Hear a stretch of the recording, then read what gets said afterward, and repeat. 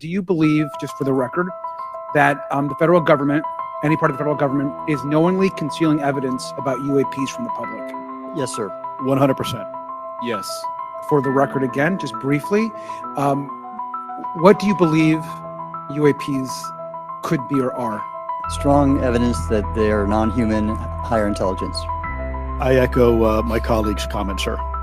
Was anything described as that we have possession of bodies? Yes, yes. We have is it multiple types of creatures, or?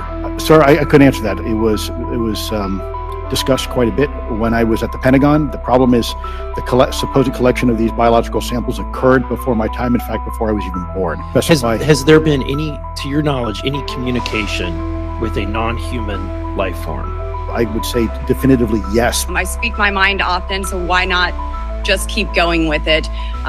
May as well just go all out and say it. The earth is flat.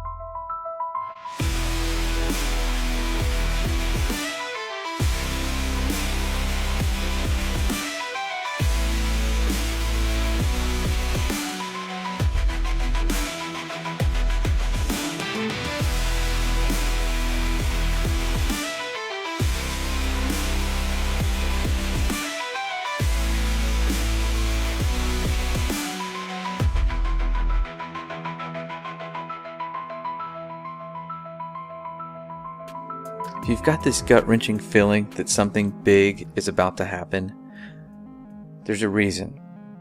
And it has everything to do with what is now being disclosed to the general public. Bombshell UFO report is expected in June from the U.S. government. Meantime, UFO sightings in New York have nearly doubled since the pandemic began, and we are getting new video from the Navy showing pyramid-shaped objects flying in the sky. We were warned by the late Wernher von Braun in the years leading up to his death in 1977 that there were going to be a certain number of cards played on humanity, all leading to a culminating event. Now, everything Wernher von Braun warned us about has come true, except for what he called the final card that they were going to play on us, and it has everything to do with UFOs. The strategy that Wernher von Braun taught me was that first the Russians are going to be considered to be the enemy. In fact, when I met him in '74, they were the enemy. Then terrorists would be identified, and that was soon to follow. We heard a lot about terrorism. Then we were going to identify third world country crazies. We now call them nations of concern. But he said that would be the third enemy against whom we would be needing to build space-based weapons. And the next enemy was asteroids. This new one you're tracking, how big? It's what we call a global killer. Nothing would survive, not even bacteria.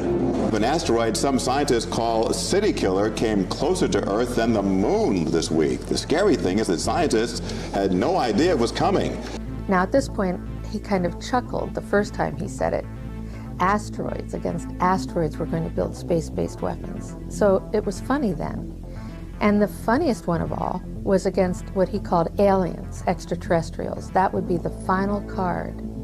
And over and over and over, during the 4 years that I knew him and was giving his speeches for him, he would bring up that last card. And remember, Carol, the last card is the alien card. We're going to have to build space-based weapons against aliens. And all of it, he said, is a lie. The way he said it to me, there was no doubt in my mind that he knew something that he was too afraid to talk about. Can you tell us, have unidentified flying objects been seen? Well, sure. We have lots of reports about what we call unidentified aerial phenomenon. Just a few days ago, the Pentagon confirmed that a 2019 video of a UFO sighting is actually real. It was a UFO.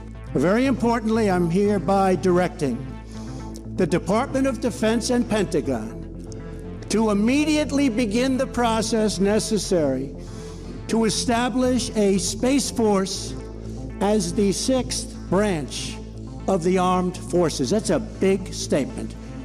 Perhaps we need some outside universal threat to make us recognize this common bound. I occasionally think how quickly our differences worldwide would vanish if we were facing an alien threat from outside this world. they've done a great job systematically programming each one of us into believing that this alien threat is very real and very near. But what they don't want us to realize is what ancient accounts actually say about these beings. Now, the idea that ancient aliens encountered mankind is very popular today. We've all seen these accounts of aliens bringing us great technologies and sharing all these secrets with us. But what they want you to forget is the actual origin of these ancient alien stories. They were never considered to be from outer space. They were considered to be fallen angels. Could we reinterpret the story of fallen angels as beings not from heaven, but from Mars? Accounts dating back thousands of years depict an angelic race of people coming down and sharing their technologies and their ideas with mankind, even producing offspring. But they want us to forget that and replace it with this idea of ancient aliens from space. And they have to, because that's the only way this deception is going to work, is if we don't understand what's going on. Now, if we look back at the origin of the modern alien abduction era, we'll see that it has a very demonic undertone. And look at this character right here, Aleister Crowley. He's out there in January through March of 1918 doing a series of magical experiments called the Emelantra workings, in which he is said to have opened a portal to another dimension, allowing an entity, I believe a demon, named Lamb, to enter through it. Now, this is the drawing that he made in 1918 of this character that he apparently had some interaction with. You know, if you look at this picture, it's curiously similar to something we might call an alien gray today in pop culture. So, you know, it doesn't take a whole lot of research on this character to realize he was into some really, really dark stuff. So why did I bring this up? This is, 1918 time frame. Well, you have this character who's very much a part of the early space program, Jack Parsons, who was basically a disciple, practically an heir apparent to Crowley and all of his activities. Well, supposedly, Crowley's portal was further enlarged by Jet Propulsion Laboratory founder and rocket fuel scientist Jack Parsons. Okay, this is the guy who was one of the founding members of JPL. It was a big part of NASA and the space program. And he's out there with Scientology and Dianetics founder L. Ron Hubbard in March of 1946 at a location that later became known as Area 51. They're doing all kinds of ceremonial sex magic, and they called it the Babylon working. And it's very similar to the Emelantra working, based on ceremonial sex magic. But unlike Crowley, however, they were not as adept at opening and closing portals, and theirs apparently stayed open, and the modern UFO era began 1 year later in 1947, the same year Crowley died. So, this is all going on about the same time you've got Admiral Byrd going down there for Operation High Jump. And a decade later, we got the founding of NASA, and these are the characters, okay? Freemasons, Nazis, and occultists creating the space program. What we're thinking of as aliens are they're extra dimensional beings that an earlier precursor of the space program made contact with. They are not what they claim to be. They have infiltrated a lot of aspects of the military establishment, particularly the Area 51. I remember the conversation very well. This is a person I respected tremendously, very, very senior person. He told me, he said, "Lou, I want you to stop doing this." I said, "Okay, sir, I certainly can, but may I ask why?" And he says, "Well, we already know what it is." Now, at that moment, I honestly thought maybe it was our own technology. I was running up against some super uber secret sap, and they were telling me to stop. And I said, "Okay, sir, so it's ours?" And he said, "No, that's not what I'm saying." And he said, he asked me point blank, "Have you read your Bible lately?" And I wasn't quite sure where he was going with that. And I said, "Well, sir, I think I know what it says. Where are you going with this?" And he said, "Well, then you would know that these things are demonic, and we should not be pursuing them." Yeah, and he wasn't kidding. That's exactly how he felt. So this is a Pentagon. This is a Department of Defense official saying, stop looking at UFOs because they're demonic? Correct. Before we can actually fully appreciate just how big this deception is going to be, we have to uncover the underlying deception, the one that puts this whole thing to rest. We all grew up believing the story that we were told, that Earth is just a speck of dust in an infinite universe, that there are other Earth-like galaxies out there and planets far, far away, and aliens could come visit us one day. But think back to the origin of that reality. It was told to us by people that we know and trust. Our teachers, our parents, everything we saw on television supported this narrative. But what if we were actually at the center of the universe in a very unique place? And that brings us back to what every ancient cosmology understood about the skies that they were seeing above. They were not told what to believe. They were going out and they were mapping out the skies. And every one of them came to the conclusion that these stars that were rotating above our heads were making their own orbits in a fixed way. They believed that the heavens above were unchanging. Now they also believed the earth wasn't spinning or moving. They believed it to be perfectly still. And if we go back to the Genesis accounts, we start to see that they had this idea that there was a vast solid covering known as the firmament. It was the second day of creation. That's when it was made. The entire second day was spent making this solid covering, and that's where the stars were said to be placed.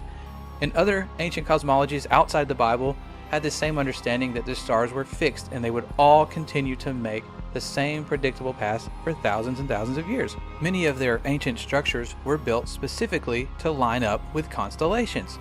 And thousands of years later, here we are seeing these same structures line up with the constellations they lined up with when they were built. They were using the sky as this great timepiece above to keep track of the days, the weeks, the months, the years. And that's how they understood things to work, that the earth was relatively flat, stationary, with a fixed solid covering. Okay, now we were all taught in school that Christopher Columbus sailed in this big circle, and that proved once and for all that we live on a globe. But ancient maps, even after Columbus sailed his big circle, still showed that the earth was flat and stationary, with Antarctica being the edge. And what we all considered as settled science, that hundreds of years we've just known that the earth was a ball in infinite space, it was a highly debated issue until very recent history. And they were actually teaching the earth was flat in schools as recently as the 1920s. We were just talking and I asked you what shape the earth is, and what did you say? What were you taught in school in elementary school? I was taught in school that the earth was flat. And the first person to ever venture far enough up to see what the earth looked like was a guy named Auguste Piccard. Most of us have never heard of this person because when he made it to the stratosphere, he said he saw what appeared to be a flat disk with an upturned edge. Now, after Auguste Piccard ventured to the stratosphere, we have the U.S. Air Force showing us the stars from space for the very first time. And when you look at what they showed us, what they actually saw, you begin to understand why the moon landing never had stars in the background, why they're not showing us stars from space anymore, because it's very difficult to pull this off.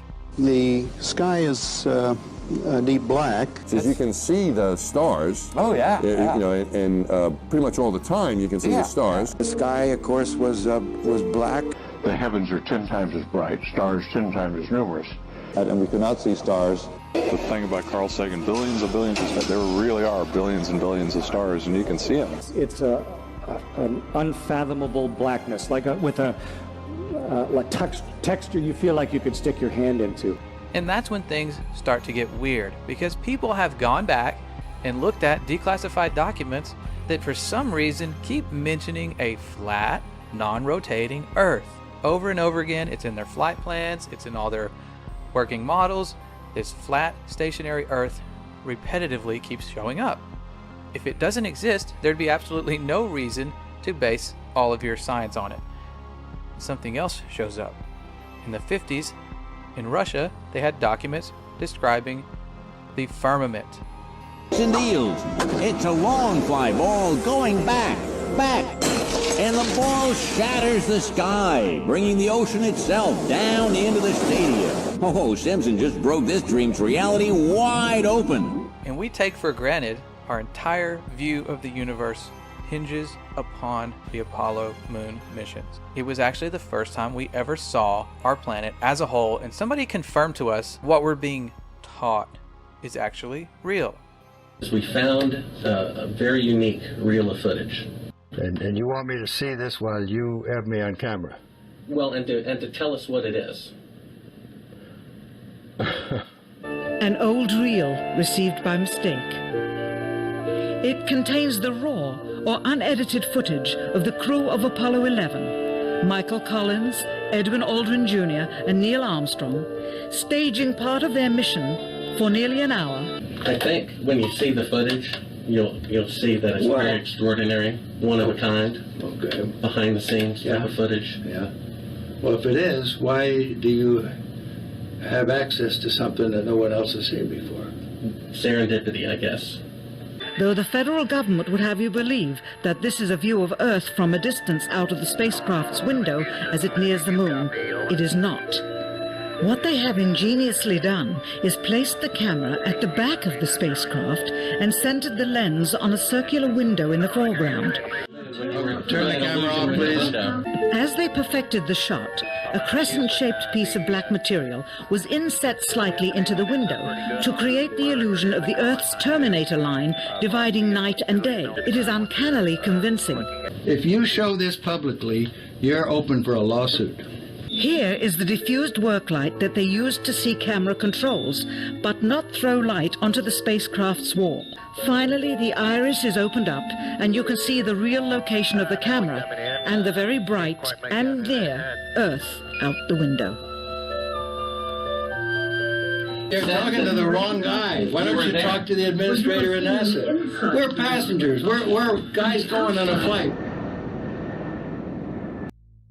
Now maybe we could say they faked the moon landings. But what about every single space agency after this?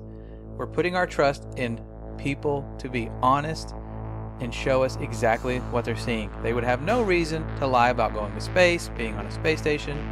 But that's where things start to get even weirder, because we're catching them making big mistakes. They're having CGI glitches. Their wire harnesses are not working correctly. If you do enough searching, you will find clip after clip of NASA fails. These people messing up in the middle of what's supposed to be a live feed, because even with the best technology, things screw up.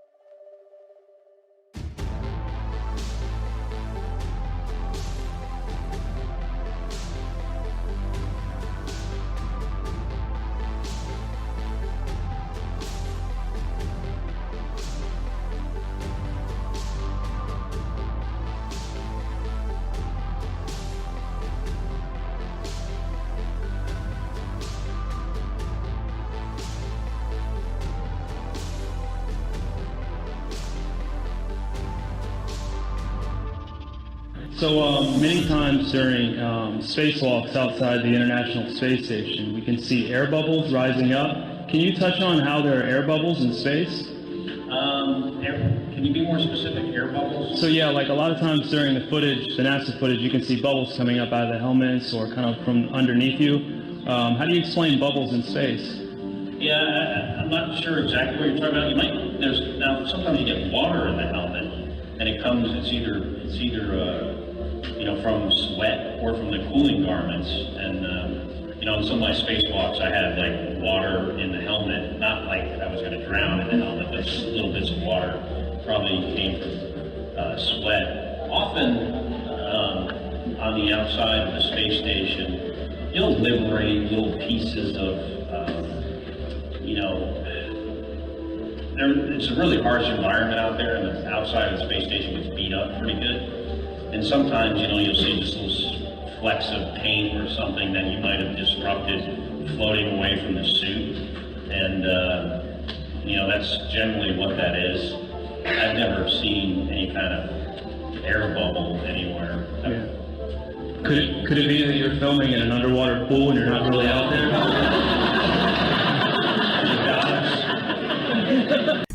Now, you and I could put this whole thing to rest ourselves by going to space. Civilians could go to space. They've been promising us this for years. We can just take a rocket and go to space, right? They are working on it as we speak. In a year's time, in the last few months. Early next year, very few months. Sometime next year. By the end of the year, we should be taking members of the public into space. By the mid-2030s. By 2020. Early in the next decade. Before 2023.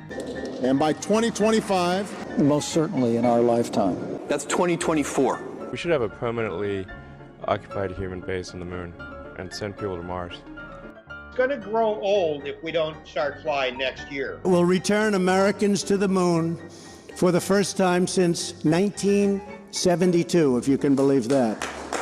With our hopes of ever going to space continually burning to the ground, we're left with no other option but to take the pictures of Earth that NASA gives us. I don't want to fool you here. Last month, for the first time since 1972, NASA released the Blue Marble, a single snapshot of the Earth taken from outer space. NASA's Rob Simon made this, and it had wide appeal too. For example, it ended up as the default background on the iPhone. I didn't even know until I bought an iPhone and turned it on and kind of did a little happy dance. Simon's job is... It's primarily taking data and making pictures out of it. That's what this is, a composite of data sets from several different instruments translated into a picture. A single snapshot of the Earth taken from outer space. To us, the really cool thing was the data set. Up until that point, there was no realistic color map of the globe anywhere. There's artistry to creating the world. What I imagine it to be. Unfortunately, I'm not an astronaut. I've never been to space. But I've looked at these images over and over again, trying to sort of get the essence of it. It is photoshopped, but it has to be. The only time we ever see curvature from any high-altitude balloons or anything that was sent up, it's created using a fisheye wide-angle lens effect. We saw this during the Red Bull jump. Anytime they send up something on television, you're going to see this curved horizon, but it's the result of this wide-angle lens.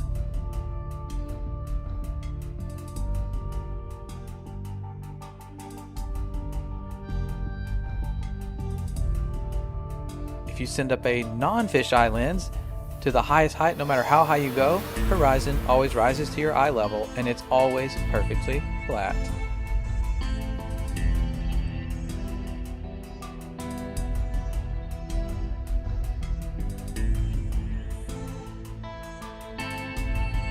We could also go to satellite footage. After all, aren't there thousands of satellites orbiting the Earth right now? One would think. And yes, there are in fact satellites being sent up year after year. There have been for decades. The only problem is these satellites are launched on balloons, and they have been falling down all over the world. For a Michigan couple when a satellite crash landed in their backyard, and their reaction? Priceless. Never know what's going to happen. This baby fell out of the sky and landed in our yard. We've had a problem here. Forget it, Bart. It's so bright out you can't see anything in the sky except the Fox satellite. Now this brings us to our second method of proof. If we can't go to space, we could simply sail anywhere towards Antarctica, towards the southern hemisphere, and eventually we're going to hit the edge of the known universe, the firmament, or whatever's out there. Could there be more land? We don't know. But we could go prove for ourselves by circumnavigating north to south. The only problem is no one's allowed to do this. The Antarctic Treaty prevents it. You can take a guided tour. They'll take you to a fake South Pole and tell you, okay, this is where it is. But independent exploration is prohibited. It's guarded heavily by the military. You can't just go to Antarctica and check it out for yourself. Antarctica has effectively been off limits since December of 1959, and this was signed into law and agreed upon by over 50 countries. That should raise a little bit of concern. Why would an icy continent be off limits? Well, that's something we may never find out. Admiral Richard Byrd, one of the first people to really explore Antarctica, came back making bizarre claims of resources and in a time when Antarctica would be highly sought after by other nations, he also talked about unexplored land beyond the South Pole. Admiral Byrd, you've been to both the North Pole and the South Pole. Is there any unexplored land left on this Earth that might appeal to adventurous young Americans? Yes, there is. And not up around the North Pole, because it's getting crowded up there now, because they find out it's really usable, not only to live in, but militarily. But strangely enough, there's left in the world today an area as big as the United States that's never been seen by a human being. And that's beyond the pole on the other side of the South Pole from Middle America. And I think it's quite astonishing that there should be an area as big as that unexplored. This is a tremendous So there's a lot of adventure left down at the bottom of the world. Well, Admiral, do you hope to see that? I do. Okay, so we can't personally go high enough to see this planet or sail far enough away to see if there is an end to this Earth or some land beyond Antarctica, but we do have a chance to watch rockets launch. They go up all the time. You can watch these rocket launches that seem to be happening more and more, but you have to wonder why they're taking this curved path and they're not going straight up. Now the official answer is they're taking some curve with gravity, and there always will be some cover story for why they can't go straight up. But the big question is, why are we now stuck in low Earth orbit? We seem to get past it multiple times during the Apollo missions. The moon is well beyond low Earth orbit, but now we're stuck, and NASA will tell you for themselves. Right now, we only can fly in Earth orbit. That's the farthest that we can go. As we get further away from Earth, we'll pass through the Van Allen belts, an area of dangerous radiation. We must solve these challenges before we send people through this region of space. Any ill effects from the Van Allen radiation belts? No. Now, I'm not sure we went far enough out to encounter the Van Allen radiation belt. Maybe we did. The belts are 1,000 miles to 25,000 miles above the Earth. Then we went right out through them. No effects on your cells? We didn't even know it. I don't think anybody, well, maybe somebody said you went through the radiation belt, but we didn't feel it inside. I'd go to the moon in a nanosecond. The problem is we don't have the technology to do that anymore. We used to, but we destroyed that technology, and it's a painful process to build it back again. This next generation spacecraft will enable America to explore beyond low Earth orbit. One thing I really want your generation to embrace is that the Earth is a closed system. We cannot leave the Earth. So what about the proofs we were actually given for this Earth being a globe, other than pictures and NASA? One of those, the first that I recall, is boats going over the curvature. As ships sail away, they don't disappear all at once. First, the bottom will disappear. See, the bottom of the ship is gone. Now we can see midway up, and then the whole thing disappears. Now, ships came back. They didn't fall off a table. So people realized that the world is curved. I mean, it's a big curve, but it's curved. So, the process of testing claims, the world is flat, the world is round, is what we call science. Now, if you have a claim that can't be tested, that's what we call pseudoscience. The difference between pseudoscience and regular science is whether or not you can test it. The flat Earth, well, that didn't stand up to tests. The round Earth did. Extraordinary claims require extraordinary proof. The world is round. Now this seems legit. Boats do appear to disappear bottom up and go over a curvature at a pretty relatively short distance, which would make sense if the Earth is indeed a ball. The only problem with this theory is when you take a high zoom camera, a telescope, or something with high zoom capabilities, you can bring back a boat that has appeared to vanish. All right, we have optical limits to how far we can see certain objects. Not to mention atmospheric lensing. Your atmosphere will act like a lens.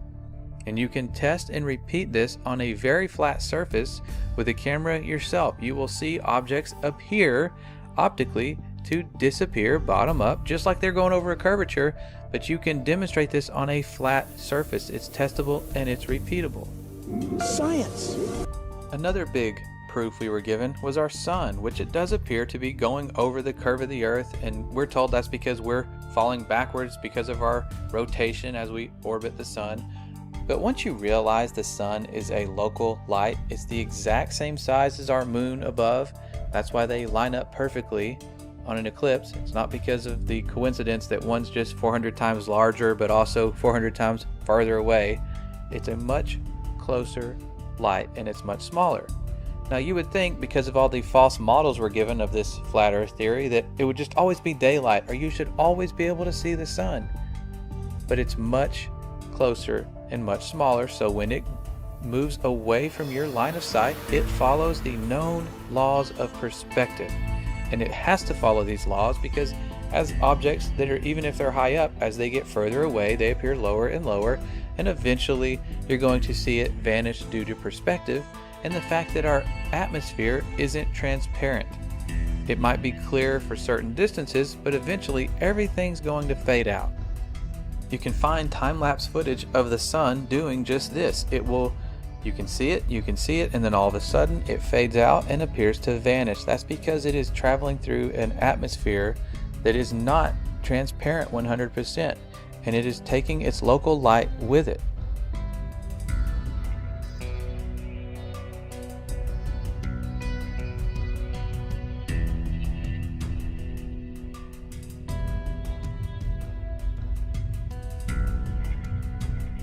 Perhaps the greatest trick of all was convincing us that we are simply another planet. We all learned the planets in school, we had songs, we built solar system models, and when we looked up and saw these lights in the sky, we assumed that we were simply a light in someone else's sky. It was a really good trick because that is the one that most people go to. How are we not round if other planets are round and we are assuming these lights to be other planets? But when they send us these images of other planets, you have to read the fine print and wonder why they rely so heavily on CGI. Over the years, NASA has given us spectacular photos and renderings that reveal a colorful and mysterious universe. In a small, bright office, working side by side, Robert Hurt and Tim Pyle bring the universe to life. What we're doing does have real science underlying it. Tim, once a Hollywood animator, is now a planet illustrator. Together, they produce some of NASA's most popular images. And this is sort of how it comes to me. And then many of those images have a dark, grainy start, but color and light reveal an astonishing glimpse of how the deepest regions of space might appear to the human eye. It's a delicate blend of imagination and data. The artists meet with NASA scientists over many drafts to ensure a planet or galaxy look lines up with the research to make each one as accurate as possible. I love the challenge. It's kind of like a puzzle to me of trying to create something that looks really cool within the restrictions that were given by the scientists.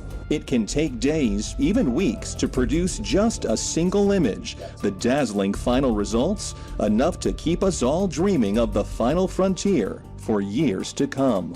And while NASA struggles to get consistent photos or videos of our planet, they have no problem sending us HD images from Mars. We're expected to just believe these are legitimate.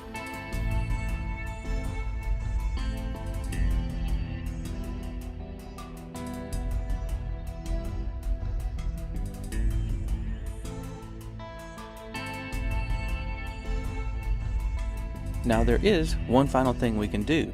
Given the known circumference of Earth, we could simply measure these things for ourselves. And people have been doing this. They have been going out over large bodies of water and large areas of land and measuring to check for curvature. And what we have found simply is that we see too far. We see far, far beyond what the globe math should allow us to see. The current record holder for the longest line-of-sight photograph captured mountain ranges that were 275 miles away. They should have been at the given height and distance nearly 4,000 feet below the line of sight. This is from Joshua Nowicki, and what you're seeing here is a mirage. We typically would not be able to see this from the Lake Michigan shore. We talked about this last night. Conditions are right on the lake that we're actually seeing a mirage. As we find ourselves on an Earth much different than we ever imagined, it brings us back to this upcoming deception, this final card. and what it's truly all about. We are dealing with a huge, probably the most important deception on humanity. What I'm telling you is there's a cover-up about disinformation, and has been, by the top researchers that you people rely on to hear the truth from. Over the next 10 years, I have now worked with over 400 cases of people that have been able to stop the abduction experience in the name and authority of Jesus Christ. These are entities masquerading as high technological aliens, but they can be defeated by one name. And I saw 3 unclean spirits like frogs come out of the mouth of the dragon, and out of the mouth of the beast, and out of the mouth of the false prophet. For they are the spirits of devils, working miracles, which go forth unto the kings of the earth and of the whole world, to gather them to the battle of that great day of God Almighty. A new world order. A world where the rule of law, not the law of the jungle, governs the conduct of nations. When we are successful, and we will be, we have a real chance at this new world order. The new world order. A new world order. A new world order. There's no way for us to know exactly where this alien deception is heading, but one thing is for sure, we are witnessing the fulfillment of prophecies in Scripture that told us we were going to eventually head to a one world government. A great deception is coming. We can count on it, and we have to return to the power of the one who put us here, the one who is going to have the final say.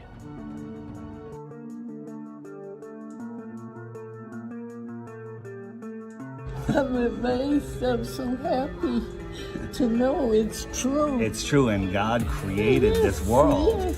And He's right here in the clouds above, close, not in an infinite universe. So good, right? And I can't get over it. Made me cry. Made me cry too. Yeah. Thank you. Thank you. All right, Ruth, give me a hug. Here we go. I need it. Pan tam był. Czy Ziemia rzeczywiście jest kulą zawieszoną w kosmosie? Jest płaska. Tak jak oczekują i nie spodziewałem się co prawda tego pytania, ale zapewniam pana, że jest płaska. It's the best flat earth proof right behind me. This is what you have to believe in if you believe in the ball. You have to believe that you're spinning faster than the speed of sound, that you're orbiting 66,000 miles an hour, which you can't even fathom that speed, while you're chasing the sun at 500,000 miles an hour, while the whole system is moving sideways at 1.2 miles an hour, right? And all of this is happening, okay?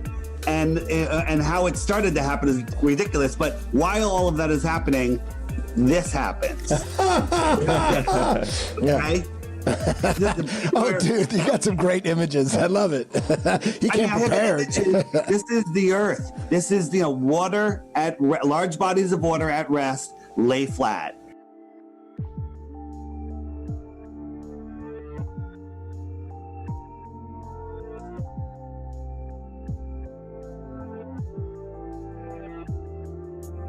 So then all of a sudden the United States and Russia engaged in these high altitude nuclear tests, and the United States calls theirs Operation Dominic, within which we have Operation Fishbowl. Look up the name Dominic from the late Latin name Dominicus, meaning of the Lord. Fishbowl was part of Operation Dominic. It looks like they are sending high altitude nuclear bombs to test the fishbowl of the Lord, i.e. the firmament.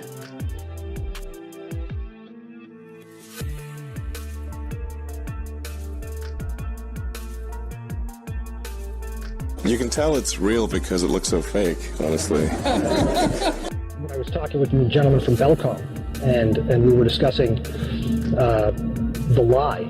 Everything he was telling me was different from what we were being told was the truth. And at one point I asked him, I said, man, you guys, you lied about a lot, didn't you? And instantly he said, no, we didn't lie about certain things. We lied about everything. None of it was true. And also when we, against the orders of President Truman, When Alan Dulles brought in all the Nazi scientists and so forth, they went to two places. They went to CIA and they went to the National Aeronautics and Space Administration, which in our world we call it not a space agency. And as Kathy O'Brien has said so clearly, that's where the bulk of the mind control has been done. The spacesuit has replaced the cowboy outfit of an earlier year. And the dream of a rocket trip to some distant planet has outdated the old-fashioned desire to fly a plane around the world. So you spin, when you spin pizza dough, it kind of flattens out. It gets wider in the middle. And so Earth, throughout its life, even when it formed, it was spinning. And it got a little wider at the equator than it does at the poles. So it's not actually a sphere. It's oblate. And officially it's an oblate spheroid. That's what we call it. But not only that, it's slightly wider below the equator than above the equator. A little chubbier. A little chubbier. Yeah. Chubby's a good way. It's like pear-shaped. Check this out. This is from Taiwan to Los Angeles, and Hawaii's out there kind of in the middle. Right about here, there was a medical emergency. Where would you land if you were the pilot? Hawaii. Right, or maybe go to Los Angeles. Instead, they went all the way up to Alaska. What? Why did they go to Alaska? The answer is because this is the route. Taiwan, oh shit, emergency, Alaska. Hawaii is all the way out here. This is the actual route that they take. He has called them the Galactic Federation of Aliens, and he says President Trump is aware of the existence of these aliens and had been on the verge of revealing their secrets, he claims, but was asked not to do so by the Federation in order to prevent what he calls mass hysteria. Well, the retired general says the US and Israel have kept it from the public because, quotes, humanity isn't ready and the aliens don't want to reveal themselves until humanity can evolve, he says, and understand what space really is. Because space is the world's newest warfighting domain. Space is a warfighting domain. The next warfighting domain. Space is a warfighting domain.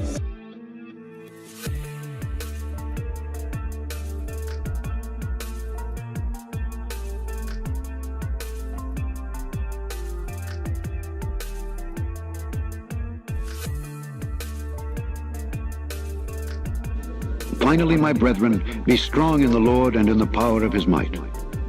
Put on the whole armor of God, that ye may be able to stand against the wiles of the devil. For we wrestle not against flesh and blood, but against principalities, against powers, against the rulers of the darkness of this world, against spiritual wickedness in high places.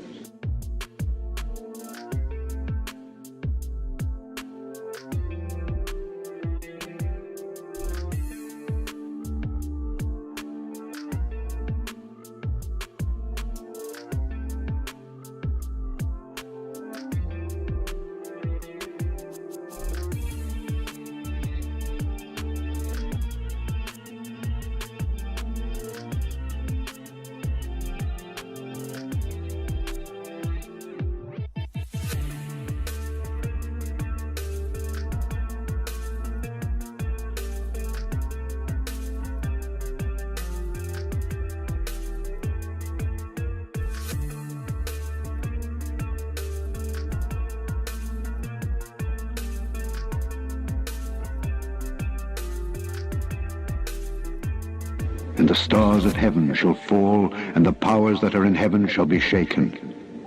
And then shall they see the Son of Man coming in the clouds with great power and glory. And then shall he send his angels, and shall gather together his elect from the four winds, from the uttermost part of the earth to the uttermost part of heaven.